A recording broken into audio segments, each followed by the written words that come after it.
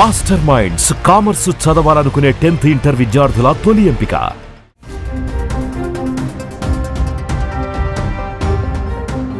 ప్రస్తుతం రెండు తెలుగు రాష్ట్రాలలో భిన్న వాతావరణం నెలకొంది. కొన్ని ప్రాంతాలలో వర్షాలు కురుస్తుంటే మరికొన్ని ప్రాంతాలలో బాణుడు ప్రతాపం చూపిస్తున్నాడు.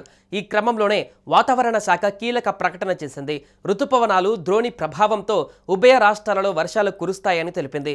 మరీ ముఖ్యంగా తెలంగాణలో పశ్చిమ నైరుతి దిక్కుల గాలులు వీస్తాయని, వీటి ప్రభావంతో వచ్చే 2 రోజులు వర్షాలు కురుస్తాయని పేర్కొంది.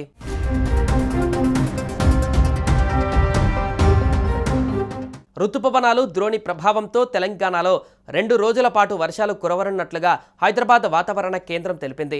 సోమవారం, మంగళవారం రాష్ట్రంలోని కొన్ని జిల్లాలలో అక్కడక్కడ ఉరుములు మెరుపులతో కూడిన వర్షాలు కురిసే అవకాశం ఉందని పేర్కొంది. దీంతో సుమారుగా గంటకు 30 నుంచి 40 కిలోమీటర్ల వేగంతో ఈదురుగాలులు వీచే అవకాశం కూడా లేకపోలేదని స్పష్టం చేసింది. ఇక సోమవారం తెలంగాణలోని ఖమ్మంలో గరిష్టంగా 38, మహబూబ్నగర్లో కనిష్టంగా 32 డిగ్రీల ఉష్ణోగ్రతలు నమోదయ్యే అవకాశం ఉందని తెలిపింది. నిజామాబాద్, జగిత్యాల, రాజన్న సిరిసిల్ల, ఆదిలాబాద్, కొమరంభీం, మంచిర్యాల, నిర్మల్, కరీంనగర్, పెద్దపల్లి, జయశంకర్ భూపాలపల్లి, ఖమ్మం, సూర్యాపేట, ములుగు, భద్రాద్రి కొత్తగూడెం, మహబూబాబాద్, వరంగల్, హన్మకొండతో పాటు వికారాబాద్ జిల్లాలలో వర్షాలు కురుస్తాయని తెలిపింది.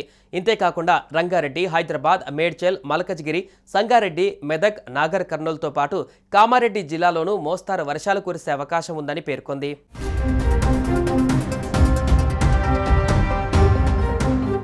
అయితే ఈ ప్రభావం ఏపీలో కూడా ఉందని కూడా తెలిపింది అమరావతి వాతావరణ కేంద్రం.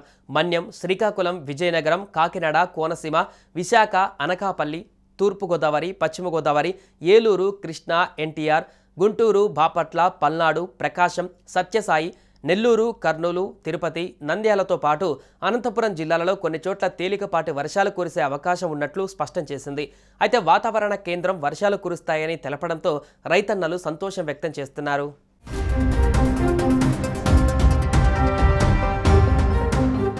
సుమన్ టీవీలో మీ పర్సనల్ అండ్ బిజినెస్ ప్రమోషన్స్ కోసం కింది నెంబర్కి కాంటాక్ట్ చేయండి.